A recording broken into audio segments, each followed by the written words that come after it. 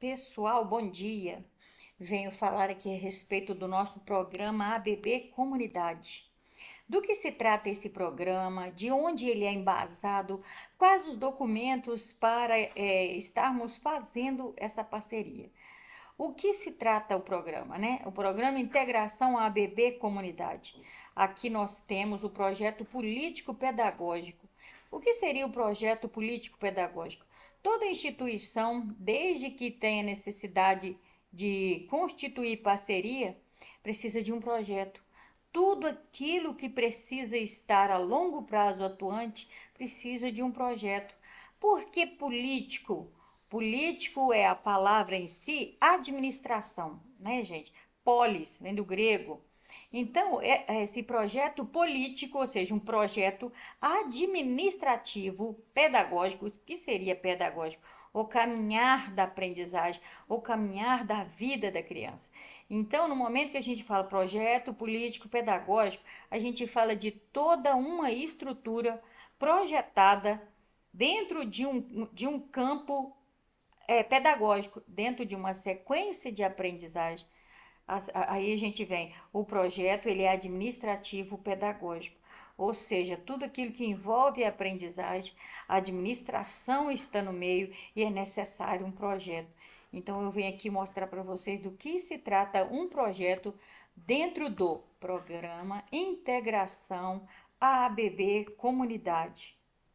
E esse PPP, que é o projeto político pedagógico, ele traz aqui nos seus princípios a ampliação da diversidade da democracia, educação transformadora, educação para o trabalho, também, tá, gente? Que é um eixo para a gente estarmos atentos, harmonia com as escolas, compromisso com o desenvolvimento integral e a dignidade da criança e do adolescente, proteção integral à criança e ao adolescente, competência do educador social, cuidado socioambiental, expansão e diversificação do espaço e tempos educativos, compartilhamento de boas práticas, gestão participativa integrada, cultura digital.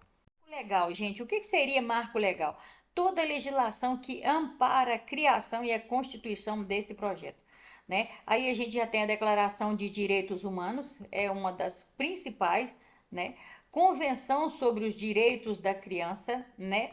Declaração de Salamanca e os Objetivos do Desenvolvimento Sustentável, que é essa ODS aí, que é a primeira, erradicação da pobreza, fome zero e agricultura sustentável, saúde e bem-estar, educação de qualidade, igualdade de gênero, água potável e saneamento, energia limpa e acessível, trabalho decente e crescimento econômico, indústria, inovação e infraestrutura, redução das desigualdades, cidades e comunidades sustentáveis, consumo e produção responsáveis, ação contra a mudança global do clima, vida na água, vida terrestre, paz, justiça, instituições eficazes, parceria e meios de implementação.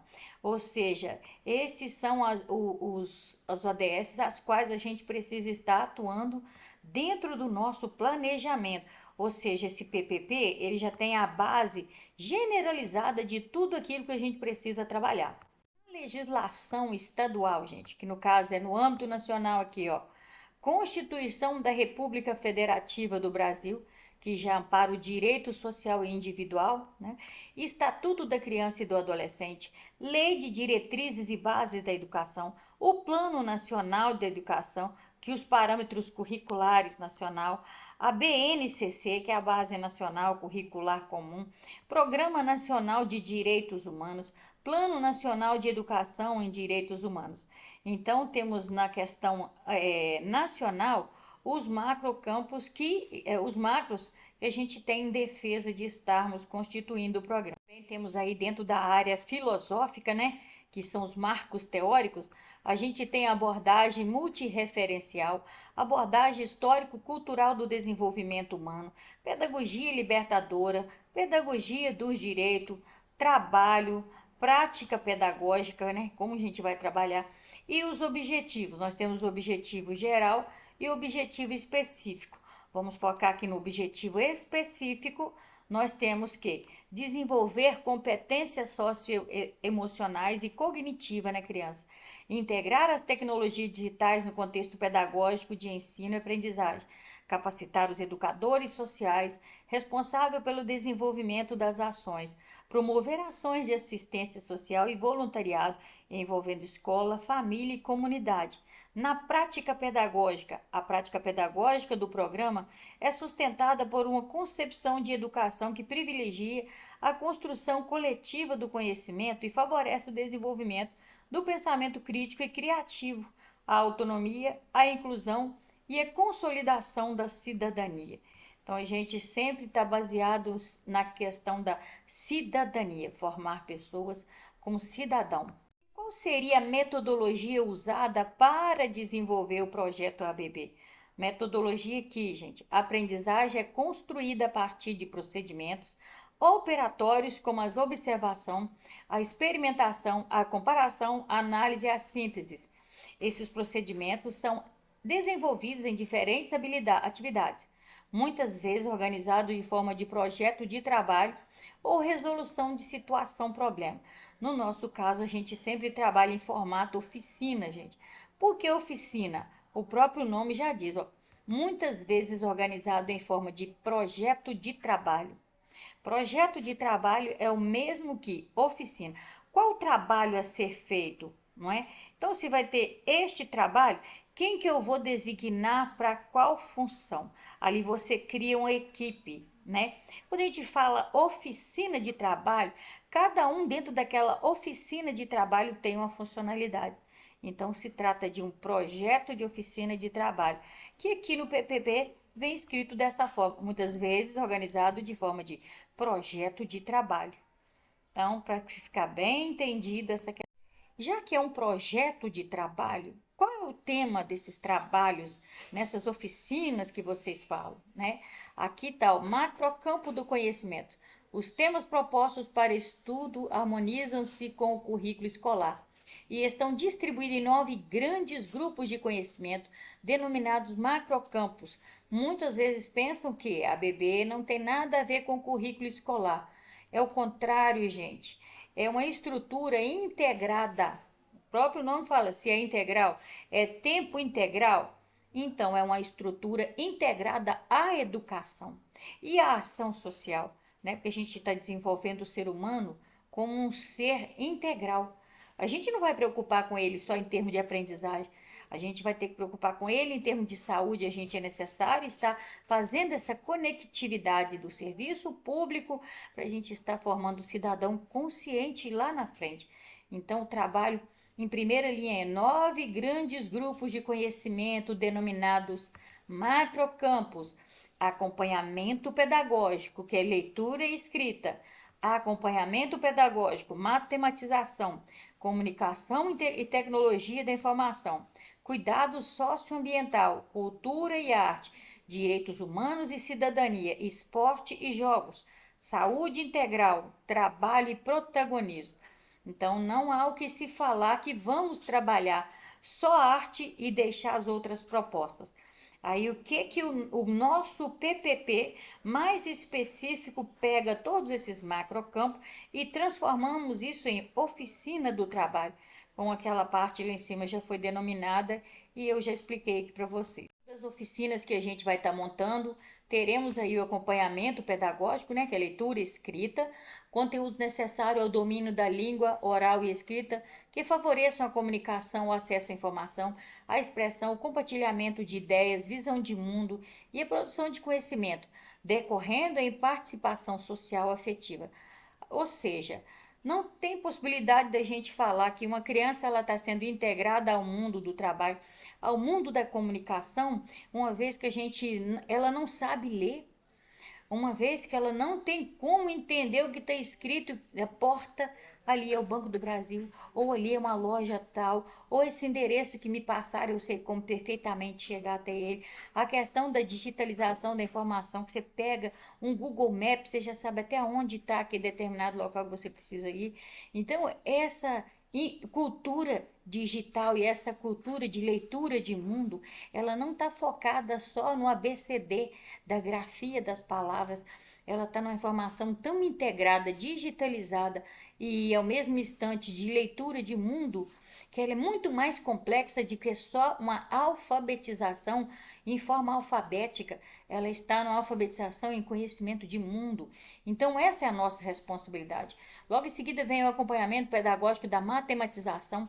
Tem crianças que às vezes ela não sabe que o ano se divide em 12 partes, né? Ela não sabe contar aquelas 12 partes. Qual é a primeira parte que o ano se divide? Qual é a última parte que o ano se divide? Né? E dentro dessa divisão tem uma subdivisão que são as semanas. Dentro dessa subdivisão semanal a gente tem outras menores ainda que são os dias.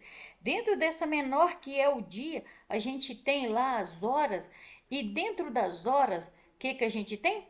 A gente tem os minutos e os segundos, e assim a gente faz a contagem do tempo. Também tem a comunicação e tecnologia de informação, né? A gente trabalha isso o tempo inteiro em todos os conteúdos, cuidado socioambiental, cultura e arte, direitos humanos e cidadania, esporte e jogos, saúde integral, trabalho e protagonismo, ou seja, a gente vai formar cidadão para ele ser o protagonista da sua história. A gente tem que preocupar bastante com esse detalhe, porque o aluno, quando ele senta na cadeira para ouvir o professor, ele tem que ter a necessidade de ir lá na frente e explicar o que ele aprendeu. Não é? O professor, muitas vezes, precisa ter aquela necessidade de sentar e ouvir o que o aluno tem para se expressar, o que ele tem de planejamento, o que ele pensa, fazer aquele levantamento do raciocínio da criança, dar espaço para ele se expressar. Esse espaço, gente, é ensinar ele a ser protagonista, né? Então, essa é a nossa função como educador, e enquanto educadores. E aqui nós temos a sequência de competências a serem desenvolvidas na criança, né? Então, são várias competências a serem desenvolvidas, que ao longo do trabalho a gente vai estar falando sobre organização também do espaço. São vários, mas eu quero aqui focar com vocês em até questão de alimentação também, gente. A gente fala muito da questão da educação integral e integrada. Educação integral e integrada, a gente trabalha com a criança. A criança não aprende se ela não está nutrida. E a nutrição é responsabilidade do professor? Nem sempre. O professor sabe que aquela criança está desnutrida, às vezes nem sabe que aquela criança está desnutrida. Ah, veio, mediu, a criança está alimentando direitinho, aquela família está sendo bem assistida pela ação social, aquela criança tem suporte em casa, como que está a alimentação dela? O município, às vezes, quando analisa essas propostas, tem que pensar. A gente tem muita criança em fase alfabética, a gente tem muita criança que não conseguiu a alfabetização na sua fase alfabética. Qual foi o problema? Excesso de falta, nutrição ou a cognição mesmo da criança houve alguma alteração, né? Isso tudo precisa ser analisado. Quando a gente fala na educação integral, ela precisa estar integrada a outras áreas das políticas públicas do município, que no caso seriam outra secretaria. Mais para frente eu vou mostrar também essas questões que a gente vai trabalhar. E essa definição dentro do próprio PPP que a gente está lendo para vocês, educador social. O campo de atuação dos educadores sociais são os contextos educativos situados dentro ou fora dos âmbitos escolares e que envolvem ações educativas com diversas populações em distintos âmbitos institucionais, comunitários e sociais, em programas e projetos educativos sociais a partir das políticas públicas definidas pelos órgãos federais, estaduais ou Distrito Federal ou Municipal, que no caso é o nosso. Função do educador social: condução das atividades educativas do programa, contemplando os seguintes macrocampos. Os macrocampos os quais a gente precisa trabalhar em qualquer das propostas que a gente for atuar. Acompanhamento pedagógico, que é leitura e escrita, a matematização, a comunicação e tecnologia da informação, cuidados socioambientais, cultura e arte, direitos humanos e cidadania, esporte e jogos, saúde integral, trabalho e protagonismo. Então, são esses macrocampos que o nosso PPP Sendo ele constituído ou não, a gente precisa estar atuando dentro desses macrocampos. E o nosso trabalho ser guiado, gerenciado, ter como diretrizes esses macrocampos de atuação. Aqui a exigência acadêmica para que esses nossos educadores estejam atuando, né? Graduação, licenciatura em áreas relacionadas aos macrocampos de conhecimento. Perfil, capacidade para atuar com flexibilidade em equipe multidisciplinar, valorizando o diálogo, a criação de espaço democrático, o acolhimento, a diversidade, a autonomia do sujeito. Aqui tem várias exigências para estarem atuando. Principais atribuições de cada um também, né, que é muito interessante. Então, essa é a proposta do nosso PPP. Aqui nessa etapa 2, gente, o planejamento pedagógico anual envolve todos os macrocampos a serem trabalhados, né? E a partir do macrocampus trabalhado, cada um vem fazer o seu planejamento baseado nesses macrocampos. Nenhum pode ficar fora. Aí o que acontece? A gente produz as nossas oficinas multidisciplinar, para a gente estar trabalhando todos os macrocampos sem deixar nenhum para trás. No planejamento anual, todos os macrocampos serão incluídos e a partir desses as oficinas serão formadas com todos eles. A área de saúde sempre ficará no macrocampo, a área da ciência e tecnologia em outro. Então, assim, a gente forma as nossas oficinas e, ao mesmo instante, para estar atendendo a todos. Um planejamento geral e, dentro de um pequeno planejamento, um específico. Ou seja, a gente precisa de um PPP generalizado, contendo todos os macrocampos, e logo em seguida um outro planejamento que engloba todos esses, especificando as oficinas, que a gente pode denominar aí de uma instituição normativa, né? A gente está trabalhando o nome que quiser, colocar o nome que seja imposto, pode ser até o mesmo que o próprio programa implementa, planejamento pedagógico macro e o planejamento pedagógico anual. Essa parte também eu achei muito interessante, né, do PPP oficial, o acompanhamento e avaliação dos educandos. O acompanhamento e avaliação do desempenho dos educandos deverá se dar de forma processual, passando todas as atividades envolvidas e considerando a abordagem multidisciplinar que caracteriza a proposta pedagógica. A sistematização desse acompanhamento e avaliação se dará pela análise do desempenho escolar, especialmente no período anual que aconteceu o ingresso no programa. Para tanto, a coordenação pedagógica obterá os dados do desempenho junto às escolas para alimentar o formulário Educando Desempenho Escolar, que deverá ser objeto de análise em conjunto com os educadores sociais, no sentido de orientar estratégias e objetivos pedagógicos que favoreçam o desempenho do educando, gente. Aqui a gente está trabalhando com a educação integral, não é? O aluno frequenta a escola num turno e no contraturno ele frequenta o nosso projeto. Então, o projeto é sempre uma parceria para que a escola tenha sucesso nas suas avaliações. O que eu tenho por hoje é só. Gostaria de agradecer a atenção de todos quem chegou até o final desse vídeo. Isso aqui é para esclarecimento e um início de uma capacitação de todos, para que todos entendam como vai funcionar o nosso projeto.